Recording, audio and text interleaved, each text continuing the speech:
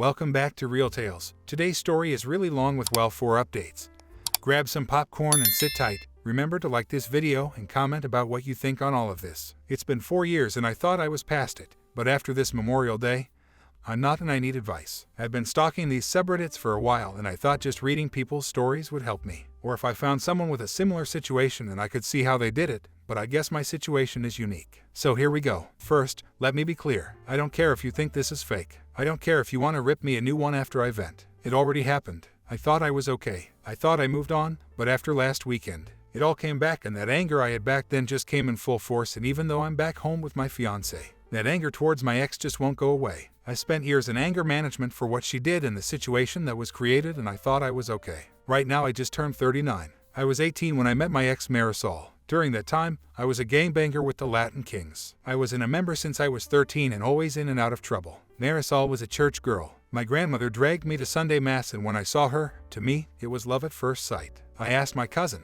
who was a friend of hers, if he could introduce us, but he refused. He didn't want me to mess with her. He didn't want me to ruin her. Have you ever met someone that you wanted to make yourself better to be with? Wanted to be that man who would walk the right path? That was her. When I found out that she was going to church almost every day, I hung out by the steps, talking to her. I always walked her to and from church. She made feel like I wasn't worthless. One thing led to another and we were dating and I felt great. For a year and a half I pushed myself away from the gang life, got my JED, became a regular churchgoer, and was thinking about the future when I got unintentionally pulled back in. I was at a store and ran into someone that I used to have problems with. They were running their mouths and I tried to ignore it. I swear I did. I just let them talk and I walked away. But then I got stabbed in the shoulder blade and I lost my mind.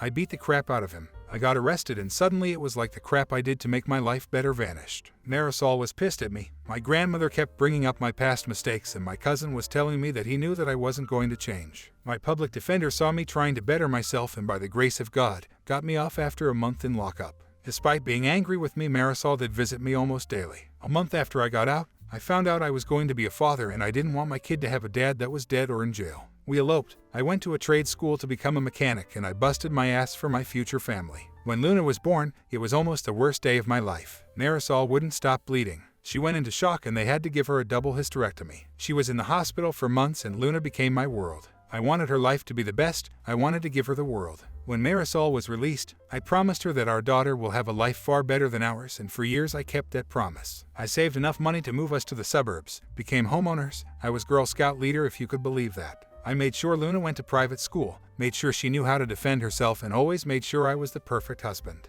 I didn't know my parents, didn't have a positive male role model in my life, so I didn't know what a healthy relationship looked like. That's a lie. TV. Dads were my male role models and I mimicked them in the marriage they had on TV. As the years went by, I owned my own garage. My cousin became a pastor.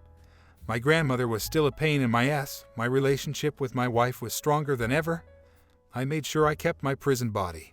But Luna hated me. Since she turned 13, she just started hating me. She didn't want me to hug her, rolled her eyes every time I told her I loved her, ignored me when I asked her about her day in school. It hurt me and Marisol saw it. She told me that she's a teenager and that I should just let it ride. She will come back to me. For 2 years it was like that. So for her quinceanera, I wanted to go all out. Got everything she wanted and she was still disrespectful, and briefly the old me almost came out just to put her in her place, but instead, I went to my cousin, vented my frustration and doubts about being a good father, and he told me to just let her be and he said a prayer for me. I wanted a slideshow for the father-daughter dance. I got a chunk of the pictures of us together, but I realized I didn't have any recent pictures of us. She didn't want to take any. The last time I had pictures of her and I smiling with me was on her 13th birthday, and those were on my daughter's broken tablet. I took that tablet, went to a repair shop, and I didn't care the cost. I needed that tablet fixed. After a day and $300, the tech fixed it and I was happy. I knew her passcode, but I never bothered invading her privacy. I just wanted those pictures, and when I opened that tablet and looked in the gallery, there they were. My little girl, smiling and happy to be with me. I felt great. Then the instant messages appeared.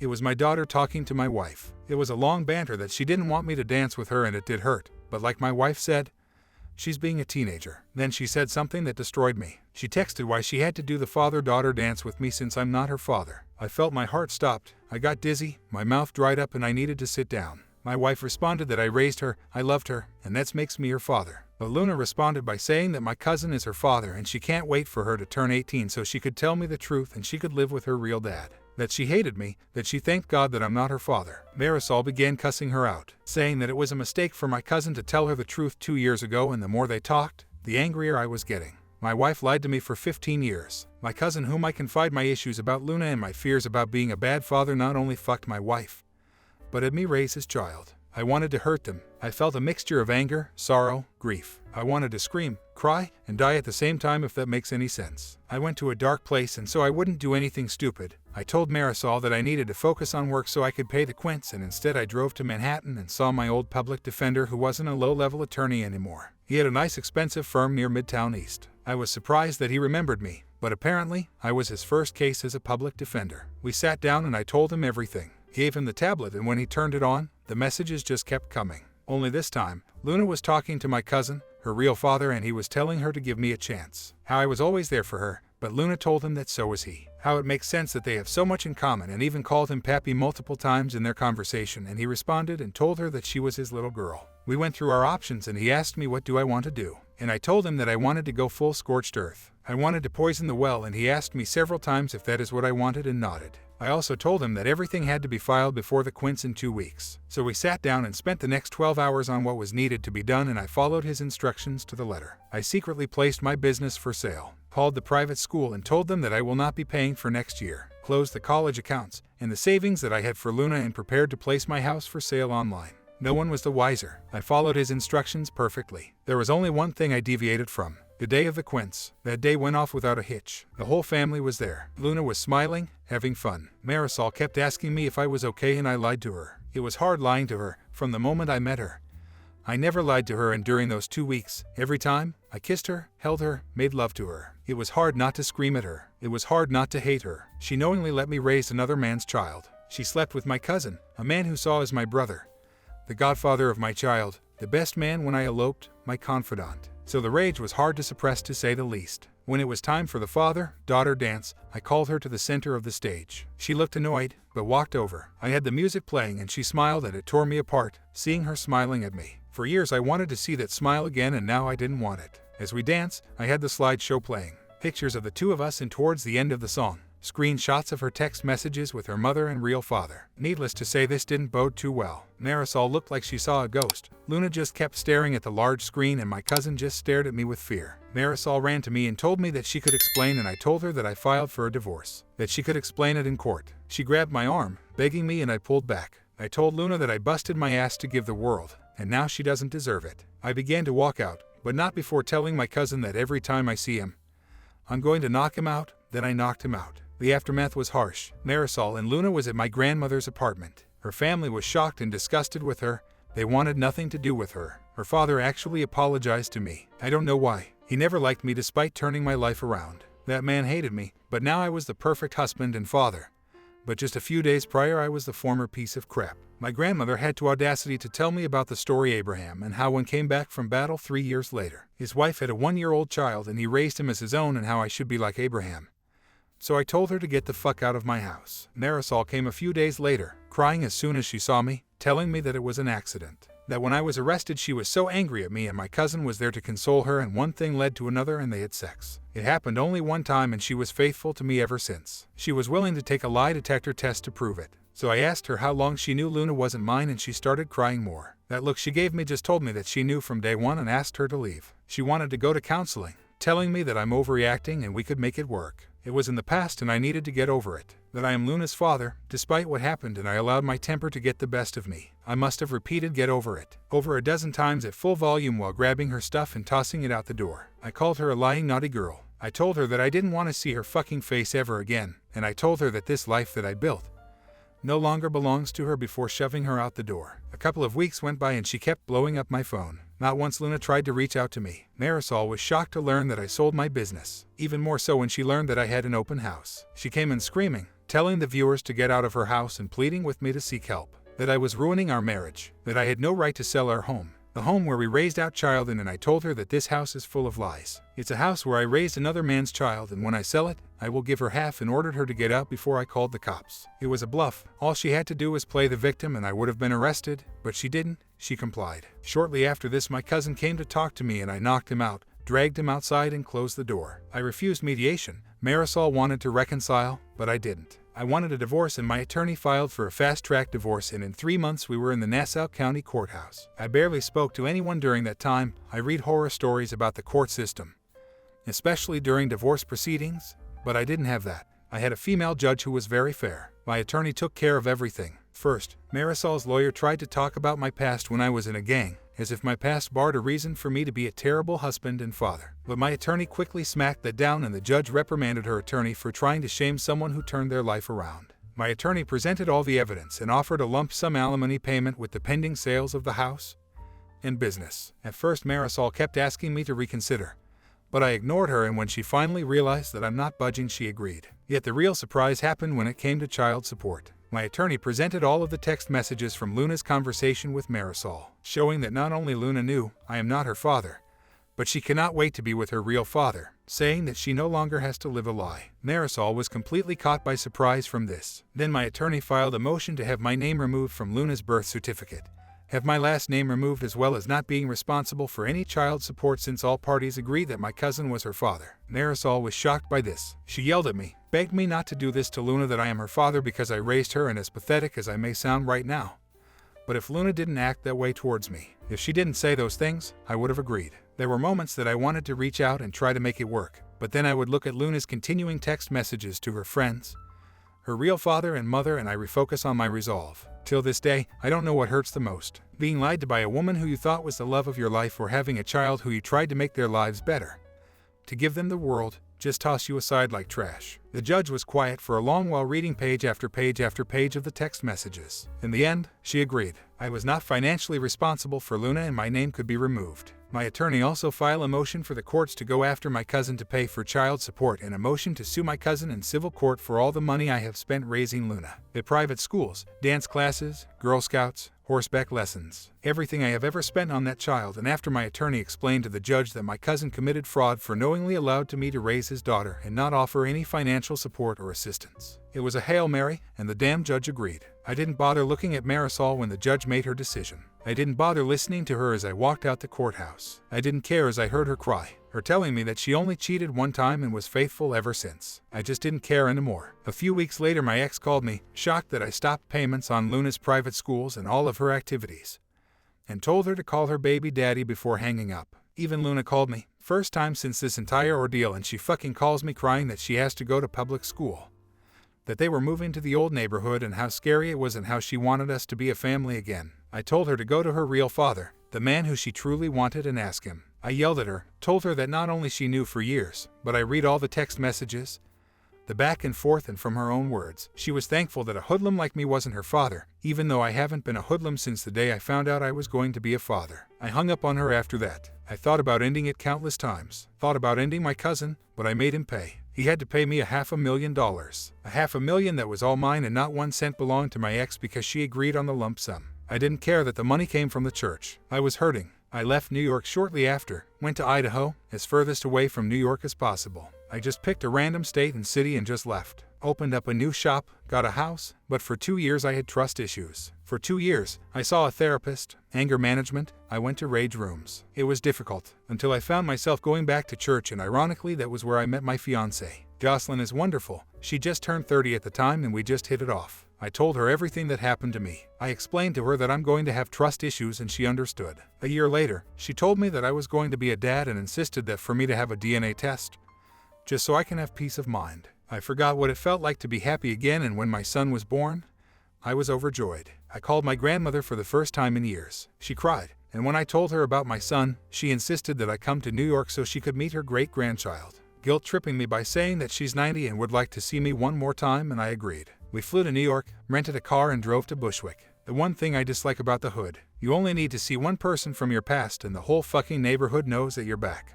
My grandmother saw my son, met my fiancé, made an offshoot comment in Spanish about her being white, and I just yes her to death. I was planning to spend the week, do the tourist thing for once. It was Jocelyn's first time in her life in the Big Apple, and I wanted to make it special. Damn it, nothing works out as planned. First, my ex shouted my name from downstairs. I looked out the window and was surprised how fat she got. My grandmother told me in Spanish to talk to her, and Jocelyn agreed. I went downstairs, was awkwardly silent for a minute, and that anger just came back like a flood. Marisol told me that I looked good and said that she looked like crap. She told me that she missed me, that she never been with another man since the divorce, and I ignored her. She even had the audacity to tell me that I'm a grandfather, and I gave her a look. Apparently Luna got with a decent guy and got knocked up at 18. Her baby daddy joined the Marines to support them and her father wanted nothing to do with her.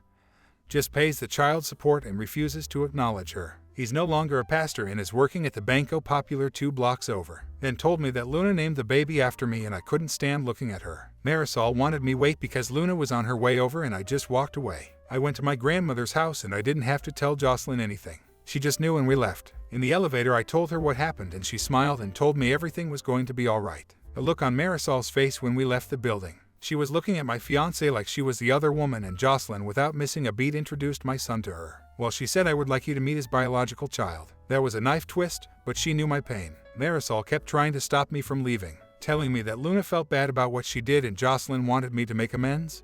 But I was so angry. I hopped into the car, ignoring Marisol's pleas, and Jocelyn told me to extend an olive branch, so I gave her my number.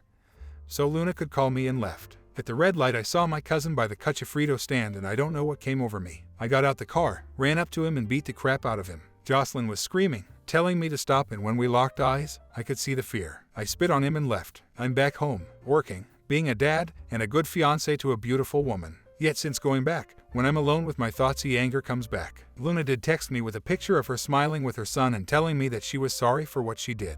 Yet, I don't know if she's sorry that she missed me or if she's sorry because the man she wanted to be her father wasn't the man she thought he was. I'm so confused and I'm scared to reach out to her. I want to get past this. I want to move on. My family was my everything. My daughter was my world. Even after these years it still hurts. It still makes me angry, but I know I need to move on, but it's hard. I want to reach out to Luna, but I'm so scared. I have people telling me to let her back in, but all I could think about are those text messages and the lies. The constant lies. I need help and my usual methods are not working. Thank you for reading this. I needed to vent. Like I mentioned, I don't care if you think this is fake. I really don't give a rat's ass, but your help is appreciated. First update. I'm waiting for the mods to approve this. It's been a while and yesterday was Father's Day. Luna tried calling me several times and I looked at the phone. I wanted to answer. I didn't, but all that kept lingering in my mind was those messages. What she said to her mother, to her real father, her friends. So I ignored it. Eventually I listened to her voicemail and she sounded so cheerful. She briefly apologized for her actions, but to me, it didn't sound sincere, just passive. Maybe I'm overthinking it. She mentioned about her son, her finance, and asked me to call her. Simple requests and I became infuriated. My grandmother and my fiancé are telling me to give her a chance, but when I asked my grandmother if Luna or Marisol ever asked about me in the 4 years I left, she said Marisol did, constantly, but not Luna. So in my twisted mind I think Luna wants me in her life to her child would be taken care of. Or maybe she wants to milk me and that made me so angry. Even Marisol tried calling me constantly and I'm already thinking about changing my number. So I spent the majority of my Father's Day in the gym, hitting the heavy bag, and I have an appointment today with an anger management group. Maybe they can give me an outside opinion. If this ever gets published by the mods, I would like to get your opinion as well. In the meantime, I'm just figuring this out on my own. Second update. I would like to thank LuagenFiggy42 for his advice on sending an email as a start. I sent a small email to Luna that simply said, "What do you want?" Didn't expect the multi-paragraph response. She started the email profusely apologizing for how she acted. She said when she found out I wasn't her father, she was angry. She confronted her mother and she cried, making her promise not to tell me. Since she felt lost, she began to talk to my cousin, her real father, more and more. He told her of my violent past, the things I used to do, things that I kept a secret from her. This made her angry, and the more they spent time together, the more she pulled away from me. She said she felt bad from time to time, but my cousin would reinforce her feelings towards me. The day of the quince, she said while we were dancing, she realized how stupid she was acting. She realized how much I loved her, and then her messages appeared on screen. In the days that followed, she was told by my wife's side of the family to give me space, to not call me, and she listened. She said she was watching her family fall apart because of her and she couldn't do anything to fix it. She told me she understood why I did what I did, yet she wanted to reach out. Her grandfather kept telling her that I loved her, that I raised her. And despite what I saw through her messages, I will do the right thing, and she believed him. During the divorce, her mother fell in a dark place. Not talking to her, barely eating, she was just existing. When she found out that my name was removed from her birth certificate, she said she had a panic attack. Her mother told her that they will have to move back to Brooklyn, and when she asked about her life in school, her mother told her that was the life your father gave you, and he's not your father anymore. So she called me, begging, and I cursed her out, then hanged up. She cried for days. She tried to reach out to my cousin, who pretty much ignored her. She even went to the church and he told her to leave. Called her a mistake. Her mother refused to talk to her, basically locked herself in a room, only leaving to use the bathroom or take a shower. She begged her grandfather to take her to see me, and when they came to Long Island, she learned that I moved. Her grandfather told her that he will talk to my grandmother and find out where I went. For the next 2 years, according to her, it was hell. The entire neighborhood knew what happened to her and her mother. Her father avoided her at all costs and tried not to pay child support. It took her grandfather to threaten him to start paying. In the meantime, her mother didn't talk to her. She was just locked in her room. The few times they did spoke, she called her ungrateful girl, and she was the reason why she lost the love of her life. Her grandfather had to put her mother in her place by telling her that her infidelity was the reason why she lost the love of her life, and she locked herself back into the room. So Luna barely stayed home, and that was how she met the father of her child. He worked in the corner bodega. They were the same age, and after a few months of talking, one thing led to another and she ended up pregnant. Her grandfather was furious, but when her boyfriend insisted that he would marry her, that cooled things down. Luna said her pregnancy was a blessing in disguise. Her mother began talking to her again and even began leaving the room to be by her side for every checkup. Being a senior in high school while pregnant was cliché, but she made it work. A month before the baby was born, she graduated, and her boyfriend joined the Marines. He wanted to elope before leaving, but she wants a wedding. Her boyfriend had no issues naming his son after me. Apparently, his father was absent, and the fact he was a junior was a reminder that he shared the name of a man who didn't want him. When she heard I was in town, she got a speeding ticket trying to get to my grandmother's apartment. She wanted to see me, wanted to apologize, wanted me to see her son. She just wanted to see me. However, she was late and she cried. When her mother gave her my number, she wanted to call me immediately. But the entire neighborhood was talking on how I beat her father up, so she waited. Her mother was sad to see that I moved on and have a son. Luna was happy to know she had a little brother, but her mother became a little more depressed. I felt sorry for Marisol. After I read the email, I called Marisol and asked her if this was true, that she refused to talk to Luna for years and blaming her for our divorce. She confirmed it, and at first I yelled at her, but I regained my composure when I hear her crying. I told her to move on, find someone else, but she said no. She told me that I was her husband and I will always be her husband. It broke my heart a little. I then had my grandmother go see my cousin so I could talk to him. The second he heard my voice, he began to cry and begged me to forgive him. I just asked him why he didn't be a father to Luna, why he poisoned her against me, and he said it was envy. He was in love with Marisol and I took her from him. When I was arrested, he consoled her, manipulated her, and barely lasted a second with her, and she realized what she was doing and shoved him off of her.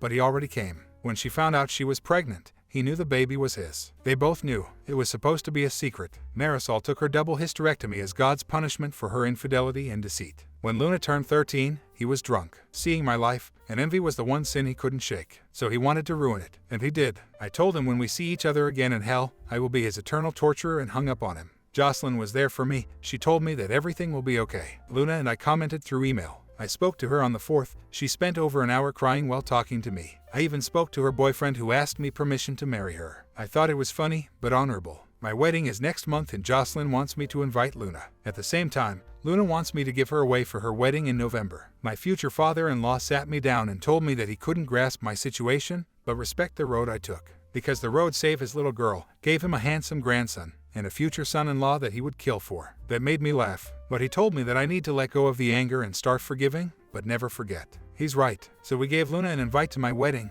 even offered to pay for the plane ticket. Her boyfriend, or should I say fiancé, said that he will work it off at my garage when they arrive. I kinda like him. As for me giving her away, I don't know yet. Let's see how the wedding happens first. Thank you again for the advice and the few DMs. No one was rude or disrespectful. You guys helped me so much. I'll update if something happens. But for now, I have to get things ready for my wedding next month. This is what original poster said that might be his final update. A lot has happened in such a short window. Again, I would like to thank the large number of support within the DMs. Of course, there were hate messages, but all I could say to those people, what you would have done and what I did are two different mindsets, and until you go through the same situation or something similar, don't tell me how I should have felt. Leading up to the wedding, I was already on eggshells. Jocelyn was the happiest I have ever seen. My in-laws were freaking due to the number of people that were coming. I swear, I think the whole town came. While all of this was happening, I was an hour and a half away in Boise waiting for Luna and her family at the airport. In the days leading up to her visit, we spoke a lot, her mostly crying, apologizing, and me just listening. When she couldn't speak anymore, I was talking to her fiancé, who is more down to earth. When their plane landed, I was so scared. Not for seeing her again, but I was afraid due to my anger. I was afraid that I would lose my temper. The second she saw me at the terminal, she ran to me, crying, and for a split second, I saw my daughter when she was 7. I was weird, picturing a child in my mind. She ran screaming, "Daddy," and the second she hugged me, she began to cry loudly. It was like a whale that caused so many people to look at us. She just kept saying sorry over and over, asking me to forgive her, and I just held her for over 15 minutes. She refused to let me go. It took her fiancé and I to convince her to do so. It was as if she felt the second she let go, I was going to vanish. After she composed herself, her fiancé properly introduced himself, and then they introduced me to their child. I won't lie, I cried. I wasn't angry, but I cried holding this infant. Luna was also the splitting image of her mother when she was 19, which made me wonder about Marisol. During the drive home, we talked about her fiancé's boot camp, how he's going to be a career man, how Luna was going to college online to learn accounting. Mostly catching up conversation. When we arrived at my house, Jocelyn and her family has a spread ready for them. Since we've been together, Jocelyn learned how to cook Spanish foods, but the week leading up to Luna's visit, she went a little overboard. Yet I get it, she wanted to make an impression. Her and Luna just hit it off. Every few minutes Luna would walk towards me just to give me a quick hug and go back to Jocelyn. I was just holding my son and my grandson. While Jocelyn was introducing Luna to her family, I put the babies to bed and I went to the porch for some fresh air. Luna's fiancé was standing by foot of the yard, staring at all of the bisons roaming around. For a moment I wanted to give him the dad talk, but I felt that it wasn't my place. Instead I asked him how he liked the view and he was awestruck. I know the feeling. Living in the city the majority of your life, wide open spaces is a marvel to take in. After a minute or two he looked at me and told me how regretful Luna was. I've been with your daughter for 3 years and not a day goes by when she mentioned how much she misses you and regret what she did. Out of everything he told me, that single sentence constantly replays in my mind. Her fiancé's name is Roberto. For a man who is only 19 years old, he acts and talks like a man in his 30s. That tells me he had a rough life to mature so quickly. I know the feeling. The following day, I had to go to the shop and Luna practically jumped in the car with the baby. Even Roberto told her it was okay and to enjoy herself. Luna looked like she was going to hyperventilate and I told her that we'll work a half day and I'll spend the rest of the day with her. That seemed to do it and I slowly began to realize how traumatized Luna was. During the drive I asked Roberto how bad was she. She has severe abandonment issues, constantly afraid that he's going to leave her, despite him telling her that he will never. She calls him a lot, a bit clingy at times, and in the beginning, afraid to be herself in fear that they will break up. He had to reaffirm his love for her just so she could let her guard down a little. This was my doing. I know that, but he doesn't blame me. He told me he completely understood why I did what I did. Allow me to say that Roberto is a terrible mechanic. He knows nothing about cars, so I had him clean up to the shop so he could work off the plane tickets. We closed early and when we arrived, Luna practically ran towards me. She looked unhinged. I told her that I'll be back and she went to her fiancé. When I walked into my house, Jocelyn told me that Luna needs to be reminded that everything is going to be fine, that I won't leave her again. I didn't know what to say, but Jocelyn grabbed my hands and told me that Luna is hurting and she needs her father. For the next couple of days I spent all of my time with Luna, getting reacquainted with her. I took her to my in-laws' ranch and showed her the bisons, the elks, and took her on a hike. 2 days before the wedding I apologized to her for leaving. I apologized for the way I acted, apologized for the actions I took. She didn't want to hear none of it. She told me that there's nothing that I should apologize for. She said she knows she was the reason why it all fell apart, that she knows it was her fault and I had to stop her. I began to cry. I told her that it wasn't her fault. I was angry, I was hurting, and despite what happened, I should be the one who should apologize. We both cried and just held each other. Luna appeared to be slightly better. On the day of my wedding she was happy. In the last minute, Jocelyn made her into a bridesmaid and Roberto a groomsman. The wedding was beautiful. During the reception I asked the DJ to play the song from Luna's Quince and I asked her to dance with me. She was crying the entire time, holding on to me for dear life as we danced. I haven't felt this happy in a long time. I let Luna and her fiancé stay in my house, taking care of her little brother while I went to Hawaii for my honeymoon. When we got home, she was happy. She hugged us, it felt great. Roberto told me that he's going to Camp Dwyer in Afghanistan and would like to know if Luna could stay near us. He would pay for an apartment near us until he could buy a house. Of course I said yes. They went back to the city the day before yesterday. Like I said, it's been eventful. Luna's wedding is in November and Roberto is leaving in December. Roberto sent me what constitutes as a year's rent for a townhouse community 3 miles away from my house. However, Jocelyn suggests we should put a double wide on our property for Luna and let her save her money to buy a house when Roberto comes back. Marisol has been blowing up my phone and based on the messages she left, she's not happy that Luna is moving. Right now, my focus is my family and to mend my relationship with my daughter. Thank you so much for watching. See you in the next one.